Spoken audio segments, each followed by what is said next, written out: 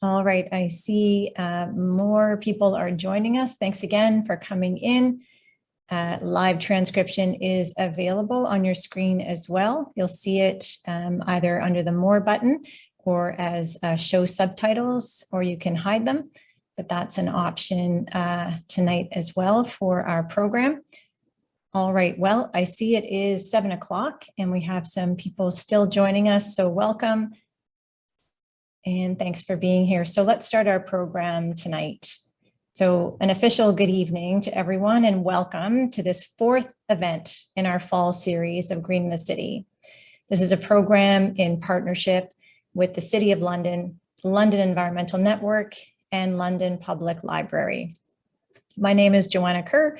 I'm a librarian with the Public Library, speaking to you from our beautiful downtown location in London. Our library system is located on the traditional lands of the Anishinaabe, Haudenosaunee, Huron-Wendat, Lenape, and Attawaddaron peoples. The Crown treaties in this territory are known as the Upper Canada Land Surrenders. These treaties continue to be living treaties. The First Nation communities in this region include Chippewas of the Thames First Nation, Oneida Nation of the Thames, and Munsee Delaware Nation. This land continues to be home to diverse Indigenous peoples whom we recognize as contemporary stewards of the land. We acknowledge historical and ongoing injustices that Indigenous peoples endure in Canada, and we are grateful for the opportunity to live and to gather here. May we all recognize our own responsibility in the stewardship of this land. We invite you to read the Truth and Reconciliation Commission's calls to action and to reflect on acts of allyship with and actions to support Indigenous communities. The link to these calls to action is being shared in the chat for you to take a look at. Acts to raise awareness and take action could also include reading books by Indigenous authors, which are included in the follow-up email after each session of Green in the City, or connecting with local Indigenous serving organizations.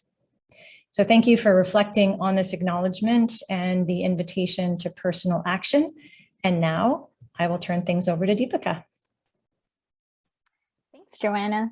So hello, everyone. My name is Deepika and I am from the London Environmental Network. I will be the facilitator for tonight, and we also have Kevin and Tina behind the scenes helping out if you guys wanted to give a wave. They will also be helping out with the question and answer period at the end. So yeah, we're going to get started.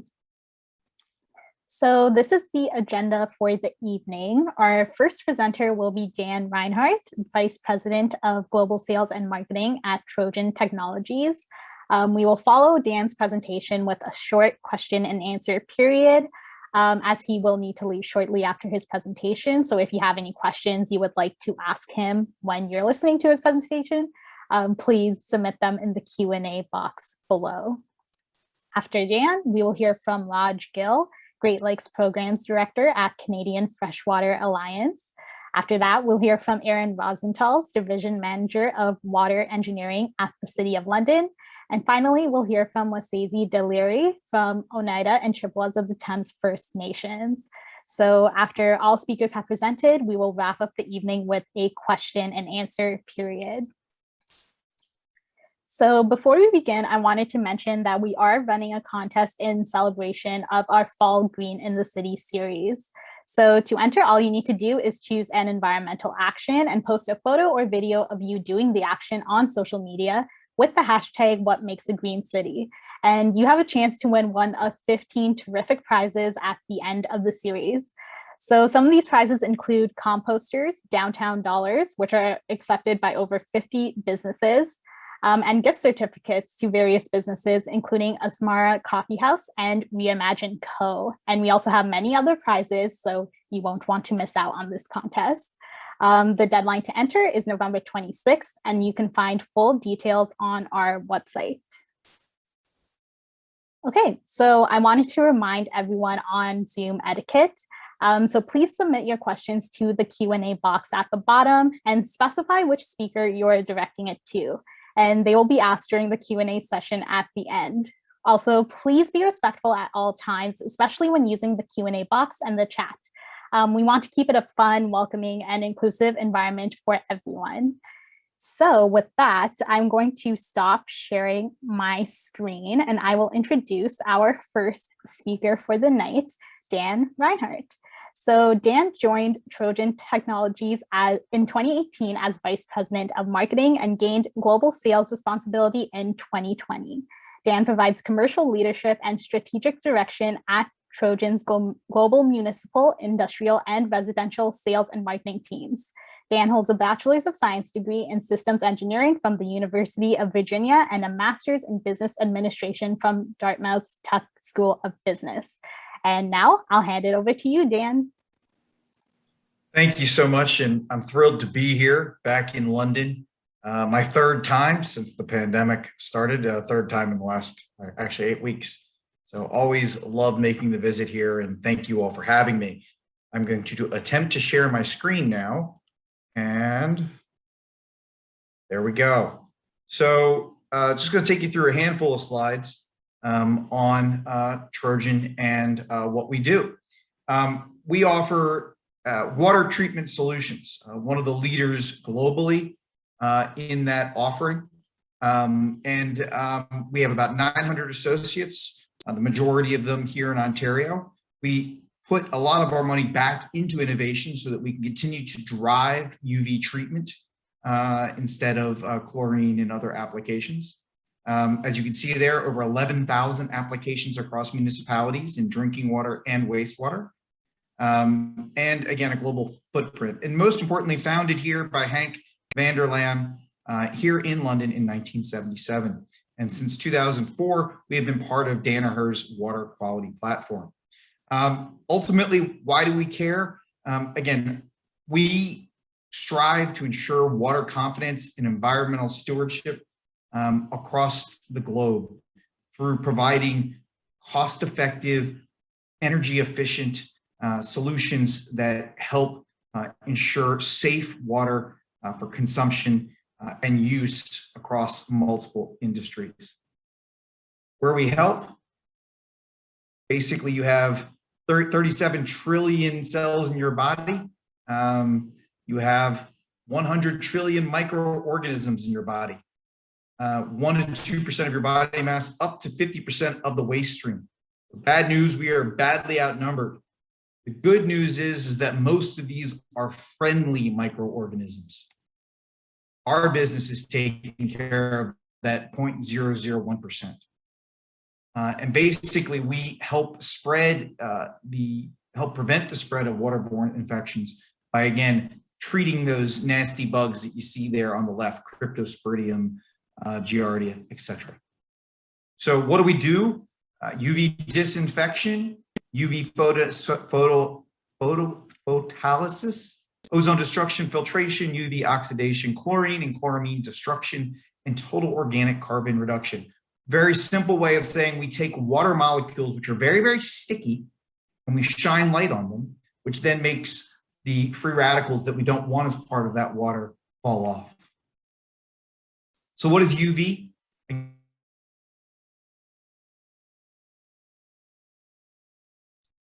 When we're doing disinfection. And essentially, if you remember your Bob Barker from Price is Right many, many years ago, we spay and neuter those bugs so they can't reproduce anymore.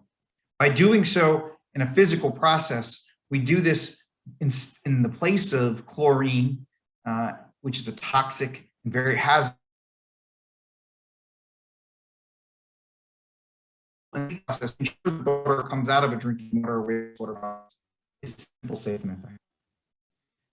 Again, why do people like it? Again, it allows you not to have to use chlorine gas as much. It allows you to into a much smaller footprint, as you see there on the right. It's more effective in terms of cost and ultimately consumes less energy and produces less bad chemicals in the environment. So ultimately, we are a family of brands. Up on Gore Road is our headquarters, and we've been here for quite some time. We also have a sister business down the road in Guelph. Ultimately, we're interconnected throughout the water supply. As some of you might know, there's only so much water on the planet. And what we try and do is try and make sure that that water is conserved and is available for use and consumption as best we can. Again, on a typical wastewater treatment plant, and again, I'm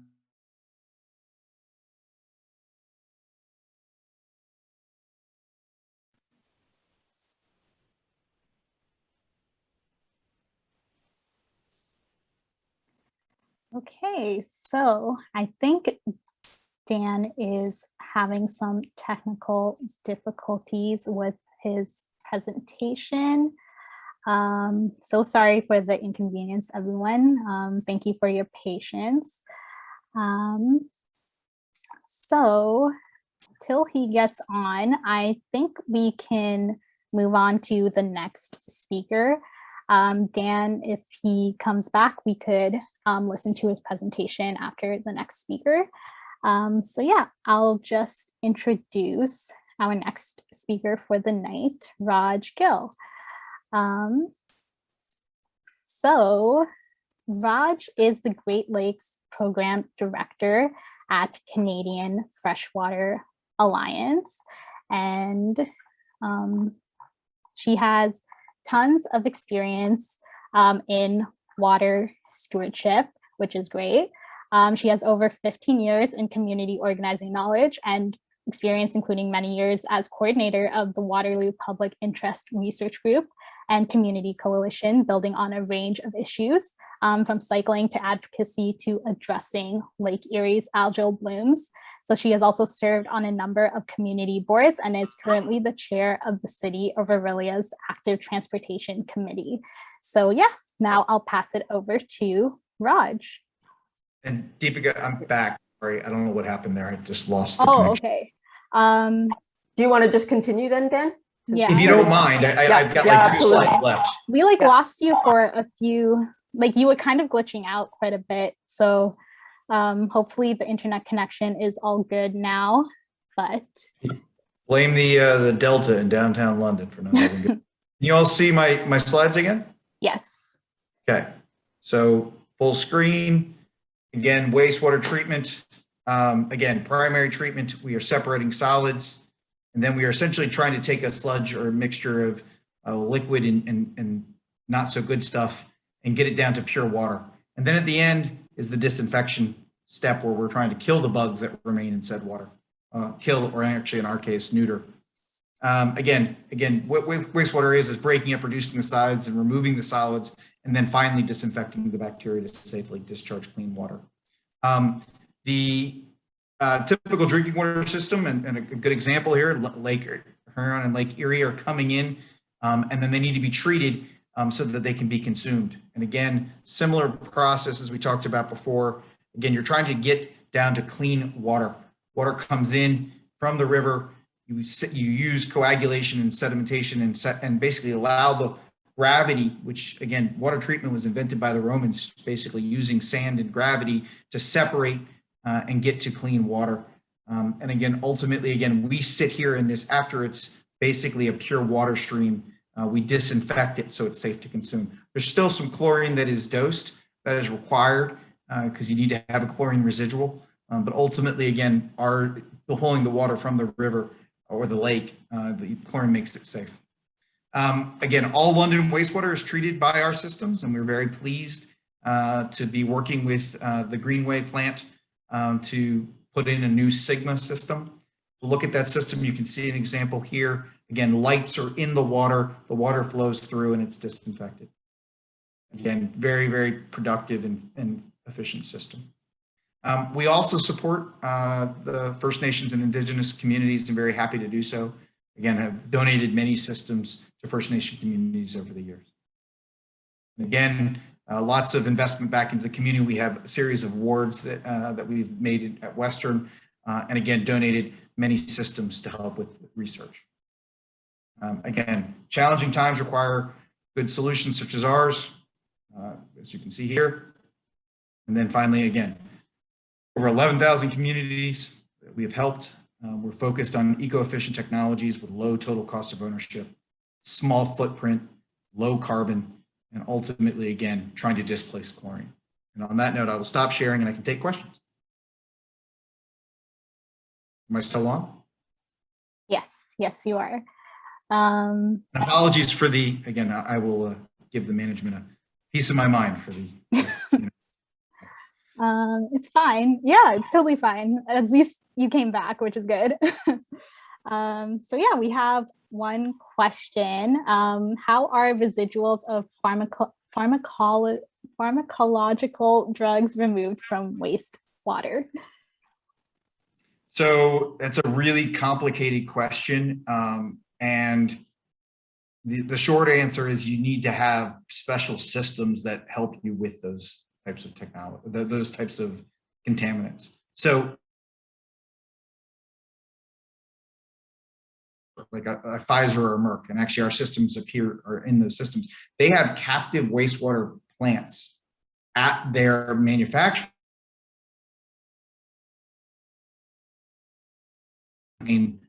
stuff that came out when they were producing it. Secondarily, we all consume wastewater. Sorry, we all consume. Did I freeze up again? Jesus Christ. Yeah, I think you're glitching a bit. Maybe try turning off your video and answering. Sometimes video takes up quite a bit of Wi-Fi.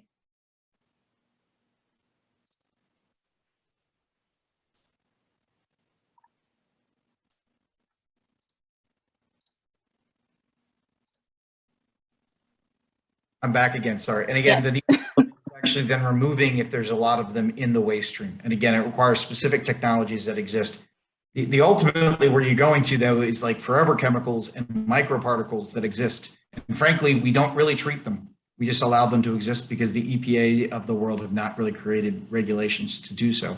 However, when they do, such as they are doing with PFAS or PFAS right now, which is again the silicon non-stick materials that you see in certain types of cookware, when we start to have these types of regulations, that we can start to treat them, but we require some element of government intervention there. Hopefully that answered the question. Cool. So I'm just looking in the chat. We have some questions in the chat. Just scanning them through. So what is your relationship with the City of London? So there's twofold. We took over an old wastewater plant called Westminster that was no longer in service, and we used that to actually test and validate our systems. And then the City of London is a good customer of ours, and we're working with them currently on upgrading the system at Greenway.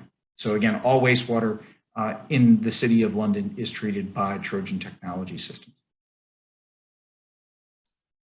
Cool. So we have one more question I think I see in the chat.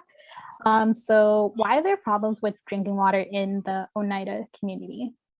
I gotta say that I don't know exactly what those problems are, but I do know that the stimulus bills that have been passed in both Canada and the United States are focused on providing more support for that. My guess is there hasn't been enough investment in water treatment technologies. Secondarily, particularly in my country, from the United States, unfortunately, a lot of Indigenous people have been put on places that don't have good water in the first place. And so it does require extra technology to treat and make it safe. But again, I don't know, I'm sorry, I don't know the details of the issues in that community today. So it would be a speculative guess to answer the question directly. But ultimately, I think, again, not enough investment in the infrastructure to treat the water on site. Secondarily, because unfortunately of past decisions that have been made, those communities are not in the best locations and sometimes do not have access to the best water. And the 1 in 7 people globally does not have access to good, clean drinking water. So it's an issue globally because, again, we have not made the investments that we need to, because global water should be a right. Everyone should have access to clean water. Great. So I don't see any more questions in the chat, but I was just wondering, for someone who is interested in what you do in your line of work, what kind of advice would you give to them if they are interested? Definitely, invest in a science and technology education is where I would, go first. environmental engineering, chemical engineering are two very productive degrees programs, specifically at Western, that feed people to our business. And then, ultimately, Aaron will be speaking, I believe, later. Again, there are opportunities to work actually with municipalities to help with the water treatment. So again, I think start with an engineering or science and technology degree focused on biology, chemistry, engineering. That's the good foundation. And then once you have that education, then you can apply it and help the world be a better place. Great. Thanks so much for speaking tonight, Dan. I didn't know UV light could be used to purify water, which is like pretty cool. It's a great technology to use to purify water or to make ultra pure water, break away all the other bonds and make the water almost pure. So again, thank you very much for having me. I apologize for the issues with the Wi-Fi. Some delays crossing the border did not allow me to get this set up as quickly as I would have liked.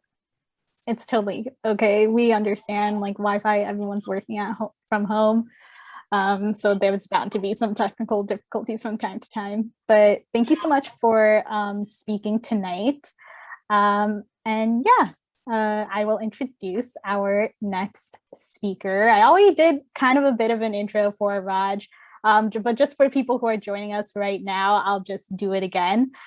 So Raj is the Great Lakes Program Director at Canadian Freshwater Alliance, and with an environmental background, Raj has over 15 years experience in community organizing knowledge and other experience, including many years as coordinator of the Waterloo Public Interest Research Group and community coalition building on a range of issues, from cycling advocacy to addressing Lake Erie's algal blooms. And she has also served on a number of community boards and is currently the chair of the City of Aurelia's Active Transportation Committee. So yeah, I'll pass it over to you, Raj. Thank you. Hopefully you can see full screen, or do I have to do that secret trick again? I think you have to do the secret trick again. Yeah. Oh, okay. Here, I'll stop sharing and then we will share again. There we go. That work? That looks good. Perfect. Yeah. Great. Well, thank you for having me tonight. And it's hopefully we can move back to in-person soon enough, but it's nice to be able to still connect virtually. I'm just going to move along because I know we want to get to discussion and we have a few other presentations to go through. So for those of you who don't know us, the Canadian Freshwater Alliance is a national organization. We're going to be celebrating our 10th year in 2022.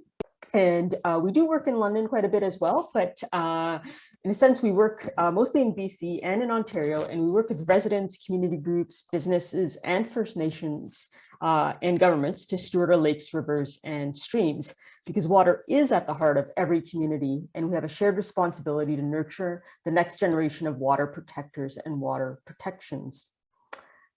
Our approach to doing this is to reconnect individuals, businesses, community groups with the river, and in this case, the Antler River or the Thames River, as some of you might know it, and with the various lakes in the community. And primarily my work is in and around Lake Erie watershed. And so that's mostly what I'll be talking about today.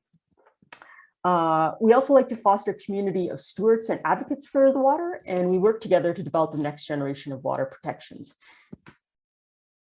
So when I talk about reconnecting Londoners with the waterways, both Lake Erie and the Thames or Antler River, here are some of the programs that we've been sort of working on over the last few years. So in 2019, pre-pandemic, we launched a series called the Explore the Thames with these various partners whose logos you see on this slide.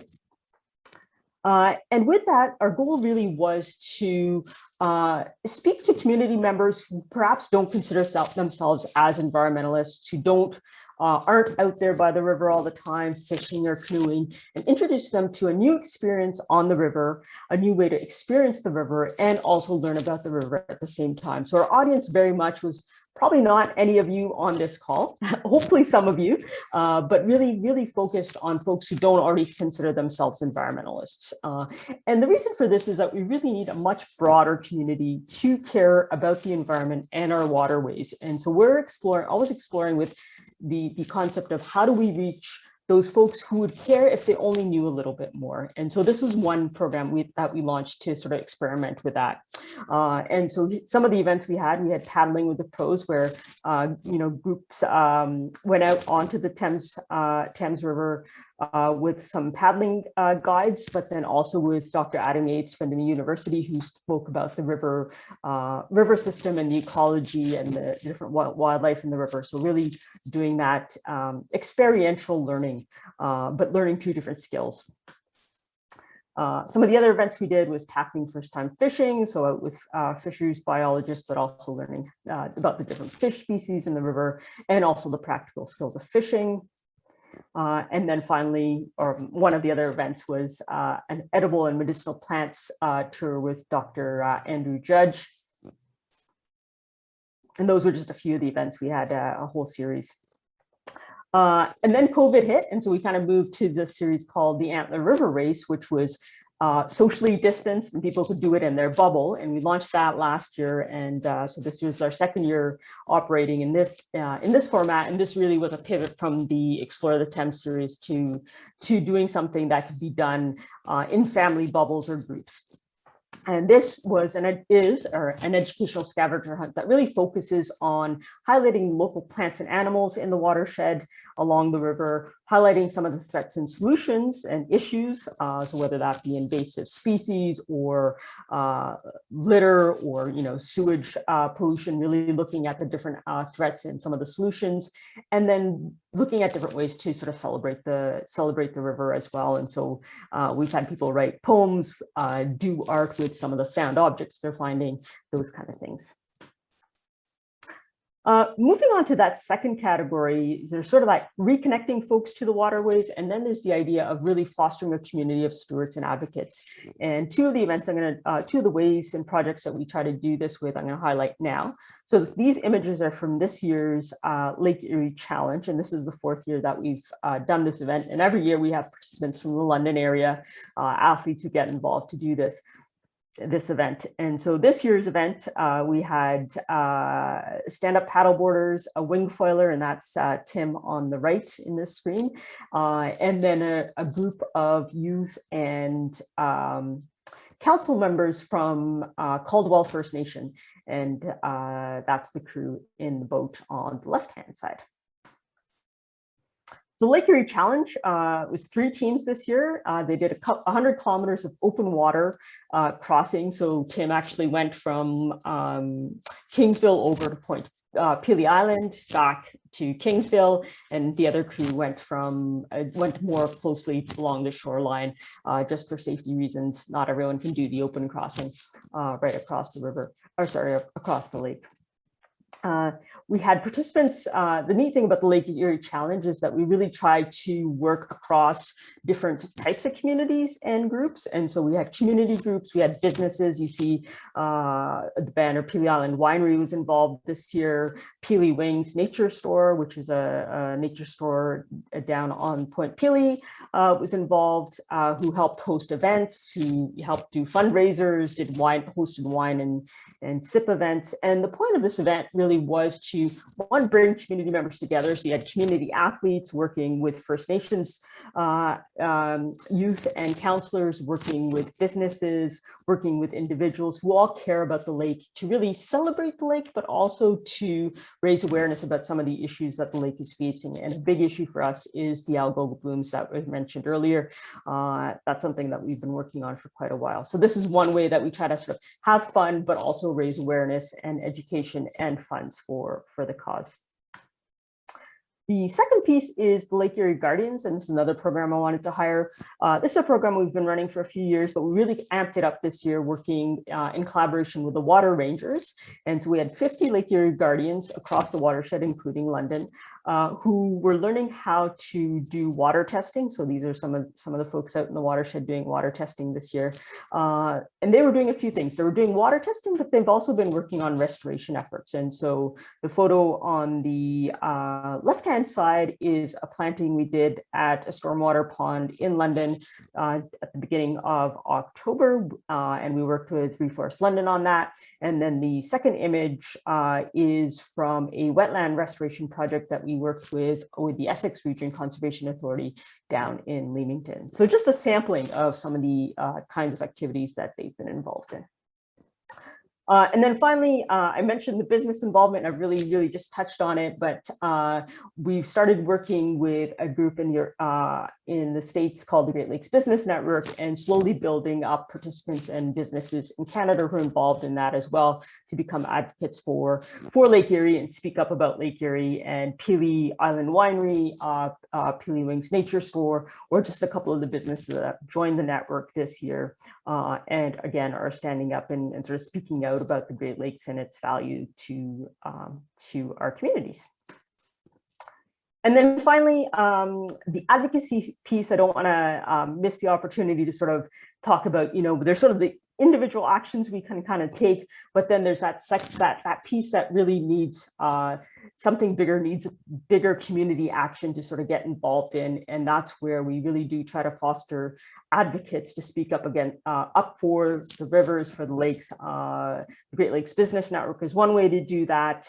But then, as Dan was saying earlier, if you want to start dealing with PFAS or some of the pharmaceuticals in our water, we really do need government regulation to kind of say, okay, no, this is not acceptable. There needs to be, higher standards to do this. That's how we essentially dealt with the algal blooms in the 1970s when Lake Erie was declared dead because the blooms and pollution in the lake were so bad. And the Canadian and US governments actually passed legislations and formed the Great Lakes Water Quality Act that put some teeth and regulations to how our wastewater was treated, to what kind of pollution needed to stop being dumped into the lake system untreated. And that really made a big difference and resolved a lot of issues. And so that's always the final point I want to end off on is sort of there's that individual action, but then also building the momentum and the capacity to speak to our elected officials, to speak at town halls, to meet with NPPs, to get involved in community consultations when there are opportunities to do that as well.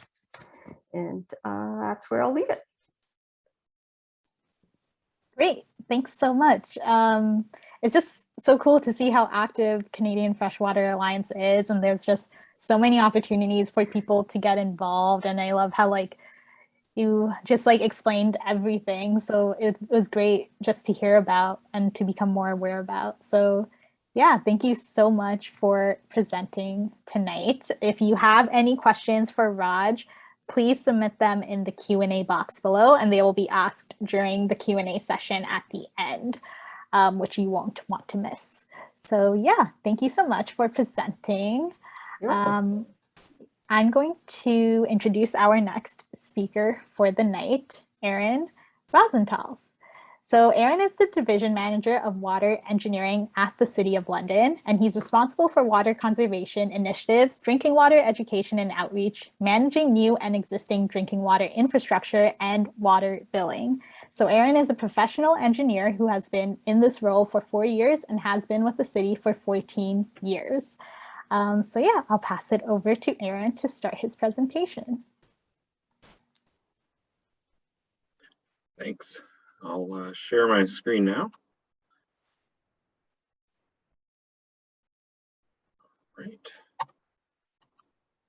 All right, hello everybody. So yeah, I'm Aaron Rosenthal, Manager of Water Engineering at the city, and I'm here to talk about our efforts on water stewardship. And I'll just kind of give a caveat that my focus will more be on kind of what we're doing on the drinking water side. There's lots of other great stuff my colleagues are doing as well. So let's get started. I think so. The first thing I wanted to talk about was the blue communities, because this was a really big thing for us. In earlier this year, London officially became a blue community, which is a program put on by the Council of Canadians. There's 3 steps to becoming a blue community. You must declare water and sanitary servicing as a human right, ban or phase out bottled water sales, and support a public water and wastewater system. And I think before I get it, so now I'm going to go into the details of each of these and how we satisfy them. And I would like to take a moment to kind of recognize the local chapter of the Council of Canadians for their good work they did on this, kind of being patient, working with me, working with the city to discuss our concerns and to be very, very good to work with. So here is a council resolution. Provision of water is a human right, and water will be provided to all residents despite their ability to pay for the service. And this is what often scares a lot of people at in my position from blue community. But when we looked into it more, we were already doing a lot of the things that we need to do to meet this. So the first is we do provide funding to the Salvation Center of Hope to give crisis support to people who are having trouble paying their water bill. So we actually do fund that from our water system. And then another piece is we have payment plans through London Hydro. And this is a bit less, but is an important piece for kind of catching people that are in between, that maybe don't qualify for the Salvation Army help, but do also still need help. Maybe had a temporary financial issue or something like that. But we don't kind of stop there as well. We do aim to prevent people from getting to that place. The biggest one for that is our leak allowance program. So we have a program where if you've had a big leak resulting in a large bill, you can come to us and there's a whole form to fill out and everything, and then you can actually get what would be your normal average bill. So essentially we waive that leaked amount. And this is a really important piece for that's one way people end up having trouble with their bills. And we also can have customer water efficiency audits. I'll talk about this a bit more later as well, but where we go into people's home and just basically study their water use, make recommendations. This device here is called a Flowy on the right, and it actually will give instantaneous readings from a water meter that you can get on your cell phone or on a computer. And we really use that to kind of do these audits and also to troubleshoot people's leaks. So that's the other thing. We sometimes get a call from people that their water bill's gone up and they don't know why. And so we will kind of work with them to actually see where the problem is. And, it's often a leak. And it's great that we can fix those and then kind of not have that wasted water. So the other big piece, and this is kind of more of the environmental aim of this, is that the sale of bottled water and we were able to put in a resolution, will continue to be restricted in the City of London facilities. This is something we're proud of, that we were a leader in this, and is now a lot of places have followed us, that we have banned bottled water for more than a decade. But has, the kind of naysayers at this point out, just banning bottles isn't enough. It can, if there aren't any other options, there's still sugary drinks in those vending machines, and children might have that instead. So we've really taken a focus on convenience and availability. Here's some of what you may have seen these at the festivals, the big thirst mobile here at the larger festivals, or these little thirst stations here with the nice cartoons that we bring out to smaller events to really get get people drinking tap water, get it out there, and to make it available so people it is convenient, and they don't kind of takes away some of that convenience of that. We also do this inside. So we've been doing this in city water facilities, replacing old, worn out fountains. We've been partnered with our facility group to do this. And also some efficiencies while we're at it, looking at their water usage. And as well, we've introduced waterless urinals that have actually worked out pretty well. And those don't always work out so well in some of our facilities. And then the final piece, I won't spend too much time on, was that we have to keep our systems public. And I think this is really big and important for ensuring equity in the system and keeping it accessible to people. But our system is public, always has been, and there's no plans to change that. I know we've been really talking about changing it. So now that I've gone through that, I want to talk about some of the other stuff we've been doing. So one of our really nice things we've done this year is we embarked on doing some auditing and retrofits at some of our social housing partners. And this was something this was for the first time that we've done this, is we worked with them and helped fund hiring some consultants to examine energy and water use at a bunch of these social housing facilities, buildings, and then actually come to recommendations. And there was some really good water savings in part of this.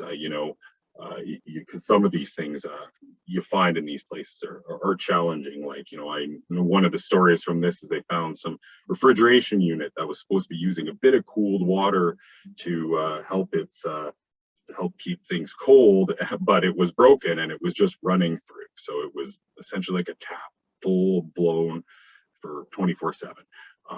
So this was a really great initiative that I think, and we really had our three aims here: lowering the bills for our housing partners, which does help, our greater mission, making housing more affordable, and improving the climate resiliency, and yeah, so that's some of our aims there. Another project that we haven't accomplished yet, but we're really focused on this and looking to get it off the ground, is water reuse. This is something that would be new for London and isn't all that common in Ontario, but we have been looking at using using the treated wastewater to irrigate sports fields. So this is something we've been working with our parks group and our wastewater treatment folks to see, and really kind of getting into the regulations of treatment. It is a bit of a difficult thing because it is kind of, newer for this region. But we're hoping that we can make it a success and then bring that elsewhere. Because yeah, really, like, a lot of this is, just the fact that we have to, currently our water gets piped into Lake Huron that comes to these fields right here. It's treated water, and there's a lot of energy cost to bringing it there at pressure, whereas we are treating water and then sending it into the river literally right beside it. So this is something we saw as a good opportunity, probably the low-hanging fruit in this water reuse, and so we're hoping to make it a success.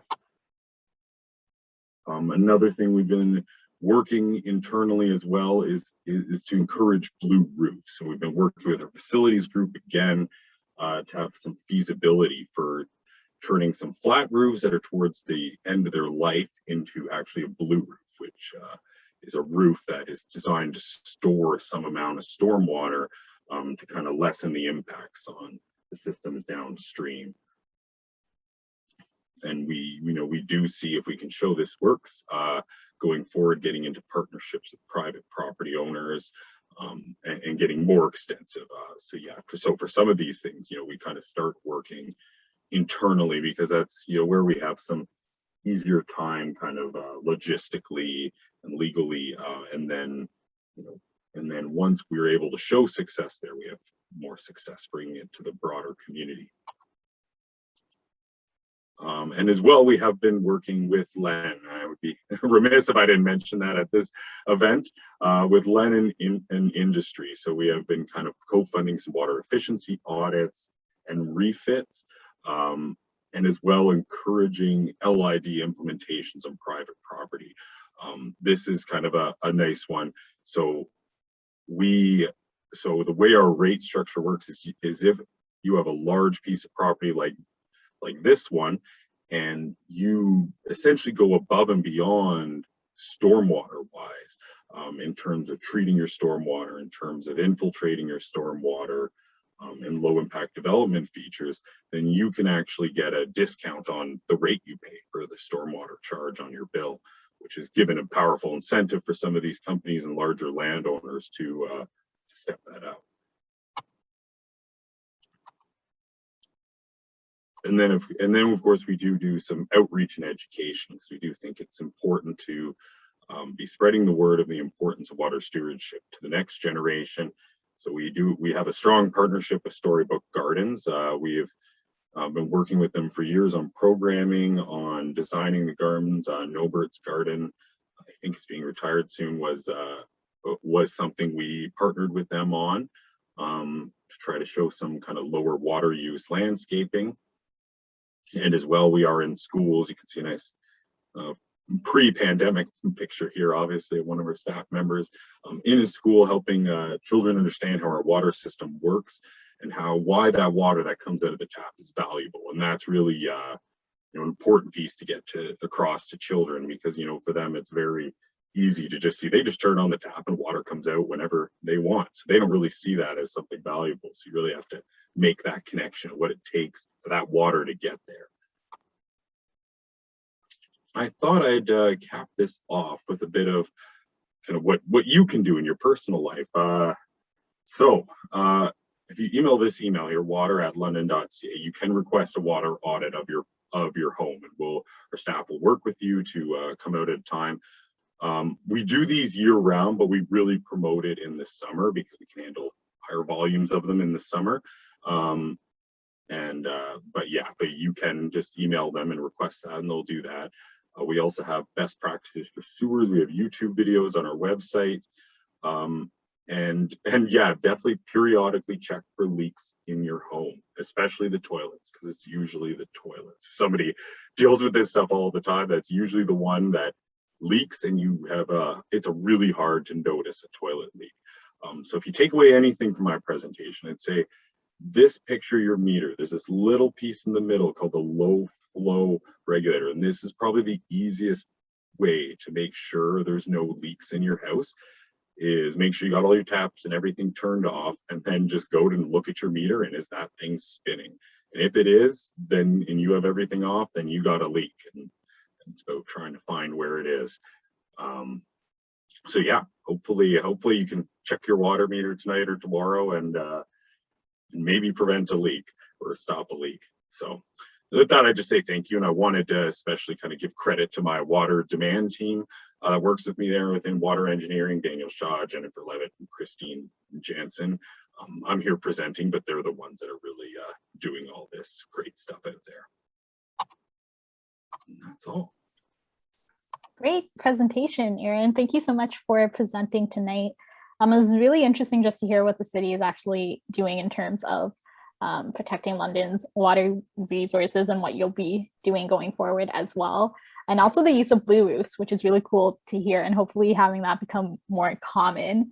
Thank you so much for presenting tonight. If you have any questions for Erin, be sure to submit them in the Q&A box below. So with that, I will introduce our final speaker for the night, Wasezi Deliri. So Wasezi is an Anishinaabe from Oneida Nation of the Thames and Chippewas of the Thames First Nations. Wasezi is Medewalan and a member of the Three Fires Medewalan Lodge. She is Loon Clan and is a mother and grandmother. She has been advocating for water and teaching about Anishinaabe culture for over 35 years. So with that, I will pass it over to Wasezi.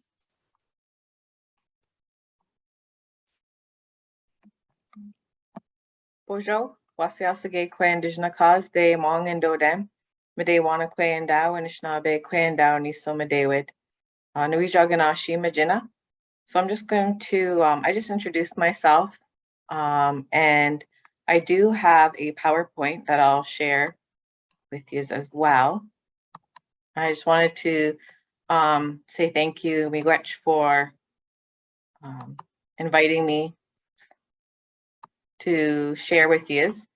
So introduce myself, and that just lets everyone know where I'm from, and I say what my spirit name is, the clan family that I belong to, which is the Loon, and that I am Medewalan, and that helps to allow people to know me, to know my family, my lineage, and just where I am from. A big part of who we are as Anishinaabe people or Haudenosaunee people has a lot to do with who our families are and where we come from. There's always an acknowledgement of our ancestors that have gone on before us, because those lineages, we believe, we're still connected to them, to those lines, to our ancestors. And it is from them that we gain the knowledge and understanding of who we are. So in the picture here, you'll see my great grandparents, Jojo and Dada. And the little girl in the corner is my mother, and she was raised by her grandparents. And then on the other side, you'll see a piece of Otome artwork, And on my father's side, my grandmother was from Mexico. They're indigenous from Mexico, and they're Otome. And they still, what's really cool is that even to this day, they still retain their traditional, like their cultural ways and their language. So I always like to share that. This is a picture of my clan, which is a Loon clan. It's one of the 7 clans of the Ojibwe or Anishinaabe people. And my clan in particular is a water clan. And it's one of the chief clans of the Anishinaabe clan system. And the clan system is a way for our societies or for our nations to organize themselves. And in my introduction, I also talked about, and I shared that I belong to the Three Fires Medewan Lodge, and that I am Medewuin. And so the understanding that I have and that I'm going to share tonight comes from there, and the teachings and understanding about water. And one of our teachers who has since passed on, there's an image of him there. And I've always been taught that you're supposed to acknowledge the knowledge that you have and where it comes from. So it's not the understanding, and what I'm going to share tonight comes from somewhere. And so it's important that we always acknowledge where that comes from. And so the teachings that I'm sharing and some of the understanding that I'm sharing this evening came from his mother and his grandmothers, and all the way back to the beginning. And so it's always important to do that.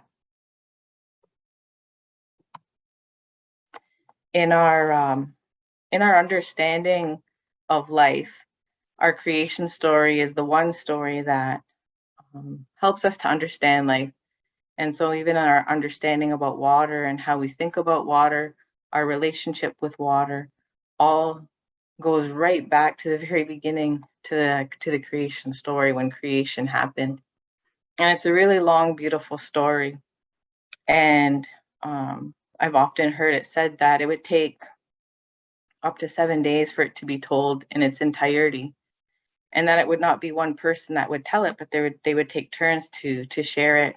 And I've had the privilege to hear it a number of times, not in 7 days, but so our understanding of water and how we're supposed to be, how we're supposed to take care of that, how we're supposed to have a relationship with it, it all stems from the creation story.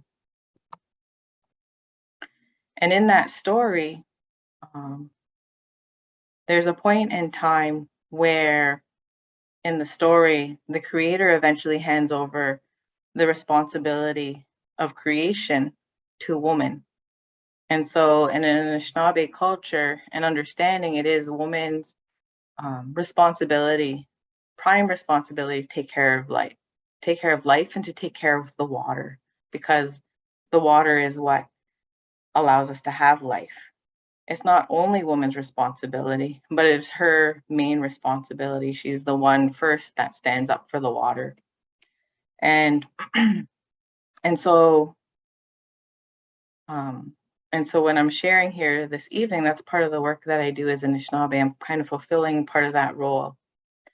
And so when the creator created all of creation, you'll see a medicine wheel here. And in this particular medicine wheel, you'll see the title spiritual, mental, physical, and emotional. And we know in our creation story that even when the creator created the first human beings, that they were given 4 parts of self, so that they were given a spiritual self, they were given a mental self, a physical self, and an emotional self. And together, all those 4 components made up that whole person. And the same is true for all of life, that the universe was given all of those 4 components. And that's what brings balance, harmony, and wholeness to the universe. And it brings that to ourselves as human beings. And so whenever it is that we talk about water, or we're thinking about how can we help the water, what can we do, that it's important that we remember that the water is not just a physical being, that we know it's not just a physical being, that the water has a spirit, and her spirit needs help also. And so a lot of the work that I do focuses around that, about helping her spirit. And and we do that through a lot of different ways. The ways that we connect spiritually is through prayer and song and ceremony. And you'll see a picture of a copper vessel here. And in our ceremonies, that's what we use to pray for the water with and to carry the water. This is my grandmother, my mother's mother. And you'll see in this picture that she has like a sash on and a belt. And she also has a headband on. And in our ceremonial ways, we have different societies that take care of different things. And these societies do that responsibility of whatever that work is, kind of like how City Hall has different components of it to make sure that the city runs properly. Well, we have that in our own ways as well, ceremonially.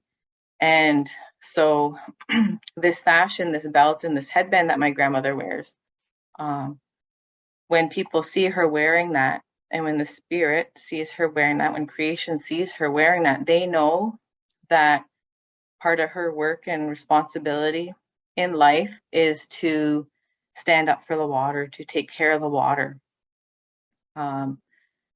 And so that's part of her work at ceremonies, but also in life in general. And so the way that we pass on our knowledge and understanding to make sure that it continues is there's like lines of knowledge transmission.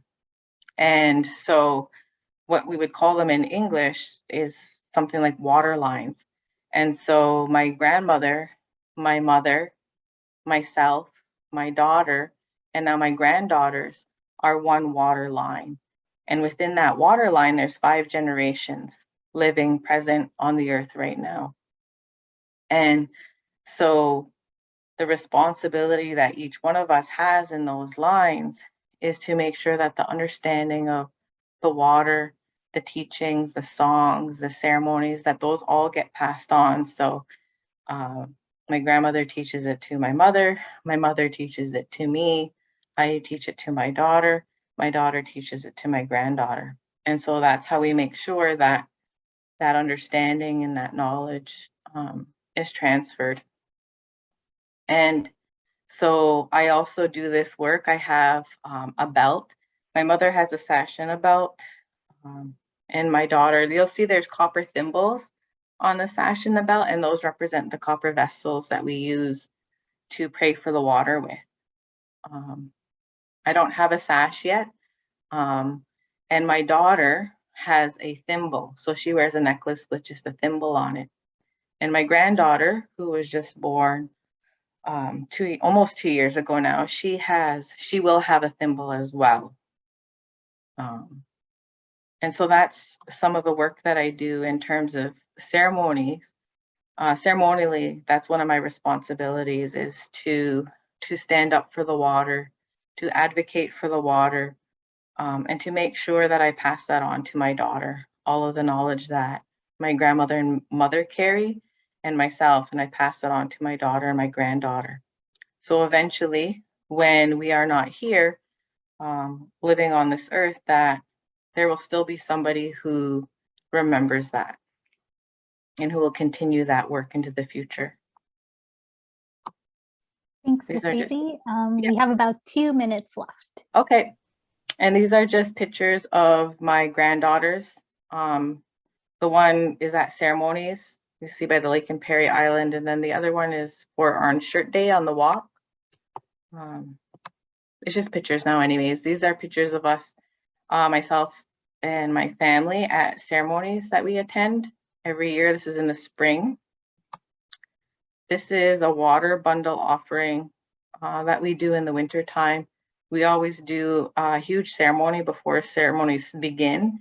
First off, to give thanksgiving to the water, because we believe that the water, again, like I said, is not just a physical entity, but a spiritual one. And so the water also helps to move life forward in a good way, spiritually as well. And so the first thing we do before we start ceremonies or any kind of gathering is to honor the water.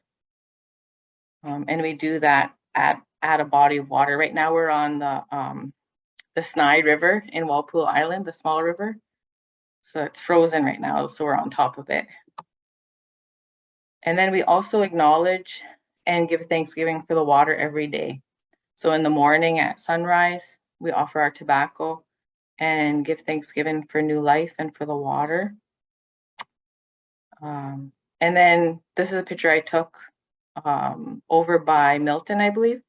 And so whenever I come to a body of water, river, lake, stream, waterfall, I always offer my asaimon. That's one of the things that we use, tobacco, to give thanksgiving to the water and to say thank you to her for giving us life.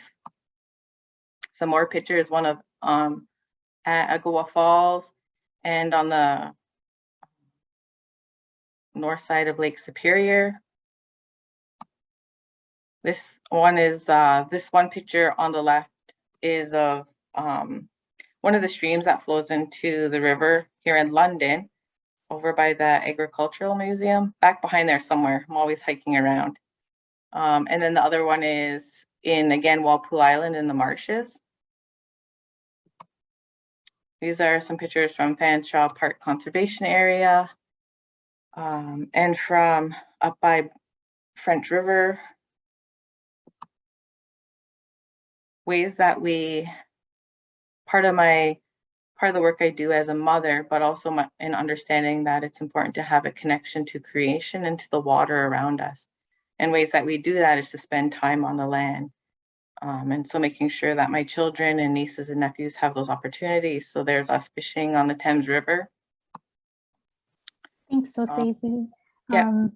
So sorry, but this was a beautiful presentation. Thank you so much for presenting tonight. Unfortunately, we're running out of time for the Q&A session, but thank you so much for presenting tonight. I really appreciate it. And yeah, so with that, I will ask Tina and Kevin to start asking questions from the Q&A box. So I'll pass it over to Kevin. Thank you, Deepika. Okay, I'm going to get started with the first questions in our Q&A box here. And this question is for Raj.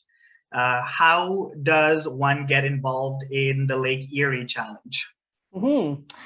Oh, so many different ways to get involved. So I think I just briefly touched on what the challenge is, and every year it's been a little bit different. So really the concept behind it was that I was working with a group of recreational swimmers, and they kind of said, okay, well, we want to advocate for the lake, and what we know how to do is to swim.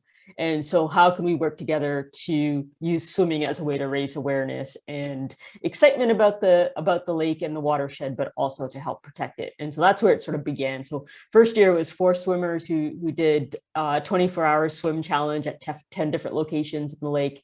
The second year it was a swimmer who did 30-kilometer swim, as well as a group of stand-up paddleboarders.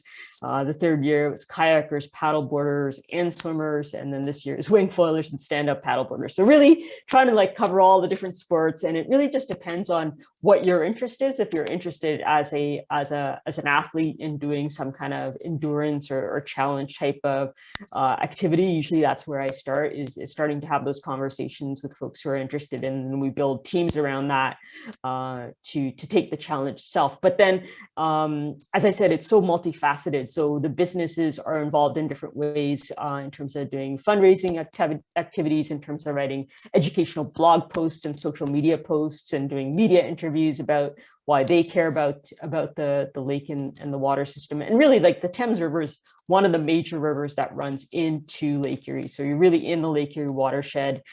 Your core part out on the Thames River, you know, a core part of the system, and everything that happens really upstream in the Grand River or the Thames River ends up in the lake eventually and impacting what's happening in the lake. So that's why I talk about Lake Erie, but I'm really talking about the whole watershed and what's happening in the watershed. But yeah, going back to that, really, it's like if you're interested in an athlete, you know, definitely get in touch. If you're interested in his business in terms of getting involved, then that's another opportunity. We've had musicians come out who've said, you know, this is great. And pre-COVID had musicians sort of participate in the shore activities, on beach activities, and play music. There's a group of community groups and businesses on Pelee Island this year that wanted to get involved. And so when Tim and the Wingfoilers made it onto the island, they hosted lunch for them. They hosted shoreline cleanups. They did some eco art activities. And so really just, you know, let's talk is what I would say in my email is raj@freshwateralliance.ca. Okay, amazing. Thank you so much. Tina, I'm going to pass it over to you for the next question. Awesome. Thanks, Kevin. So this next question is for Aaron. So would it be possible for you to give more information on how the blue roofs work? Yeah, sure. So essentially, like, they can be set up in a number of different ways, but essentially it's a roof that is meant to capture stormwater. So, you know, it doesn't work on, say, your typical house, like sloped roof. This is for flat roofs. So typically you got a flat roof and then there's like little, you know, it's almost made like a pool already. And so what you have to do is you have to, you know, very well waterproof it, of course. And then the way you control it is you limit the flow that can come out down the downspouts for that roof, and then you have a higher outlet that has more flow. So basically you allow it when it rains a lot that the roof can fill up, and then when it gets to the top there's another to spill it off so it doesn't just spill all over the place. So that's the base way it works. But yeah, when you get into the weeds of each roof and how they would do it, yeah, there's a lot of different ways. Okay, great. Thank you. I'm going to pass on the next question to be asked by Kevin. Okay, thanks. Okay, we have a question for Wasaisi. And our question is, thank you for your presentation. If you are comfortable sharing, how has your relationship with water changed over time or seasons? Bonjour. I think that, I guess as anybody ages and with more life experience, and especially becoming a grandmother, I think my understanding about the water in terms of the importance of spiritually taking care of it has changed, and it's become more critical. In one of the slides that I didn't get to show, I do a lot of, I'm on the land quite a bit, and we were up in my mother's community and we pick berries. And so we were out by a river fishing, and there was a strawberry plant in bloom, and I was excited because it was spring. It was kind of early, but I was like, oh cool, a strawberry plant is in bloom. But then right beside it there was a blueberry bush, and it had blueberries on it. And if you know anything about berries in their natural season, they don't grow together. Those two berries grow in very different seasons. And so to me, there's something wrong, there's something going on in our environment. And so I guess now that I'm of a certain age, I guess it's critical to me that we do something about the water, that there's a more urgency in the work that I do, and making sure that I pass on the knowledge to my daughter and granddaughters and to anybody else. And so that's why whenever I get asked, I do take the opportunity to speak at events like this. Amazing, thank you. And it was really great to hear your experience and your relationship with water. We have time for one more question, so I'm going to pass it off to Tina to ask us the last question of the evening. Thanks, Kevin. So this last question is another one for Aaron. So when and how will water bottles be phased out? So maybe I wasn't super as clear as I could have been. So it's only in city facilities that they're being phased out. So or that they already are phased out. They've been banned for, yeah, I think it was 2008, 2009. So yeah, but that is just city facilities. So that's like your arenas, community centers, places like that. It doesn't apply to kind of private places. Okay, thank you. So I think that concludes our Q&A period. So I will pass it on over to Deepika. Thanks, Tina and Kevin, for asking all those questions. I see that we have a bunch of questions. So in the follow-up email, we'll try to get those answered. So don't worry about that. So I'm just going to share my screen really quickly once again.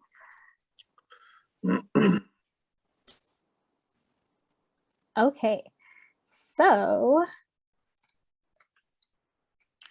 just a reminder to enter our Green in the City contest by November 26th for a chance to win one of 15 terrific prizes at the end of the series. You can find all details on our website. And it will also be included in the follow-up email as well. So the email will also include a reading list of related books and ebooks related to tonight's theme, so you don't want to miss out on that. Also, we only have 2 more sessions left in our Fall Green in the City series. So next week's event will focus on some amazing examples of sustainable buildings and retrofits within London that are leading the way to a greener future. So if you'd like to check that out, be sure to register for that event on our website. And we also have a feedback form for the series at the following link. It's really long, so we're gonna put it in the chat, and it'll also be included in the follow-up email. So this will be just really useful for us to know how we can improve these events going forward, and it only takes a couple of minutes to do. So if you have the time, I highly encourage you to do it. And if you would like to stay up to date with us on upcoming events like this, volunteer opportunities and so on, be sure to sign up for our e-newsletter on our website. And once again, we're super excited to be collaborating with the London Public Library and City of London in organizing these Green in the City sessions. So thank you so much for coming. And finally, I just want to say thank you to all of our amazing speakers for tonight. We had a lot of diverse perspectives regarding water and water stewardship. I'd also like to thank our supporters, and thank you to all of you, the attendees, for coming out tonight and for all your amazing questions and learning about and wanting to learn about some great environmental initiatives right here in London and how you can get involved. So yeah, I hope everyone enjoyed tonight's Green in the City session, and thank you so much.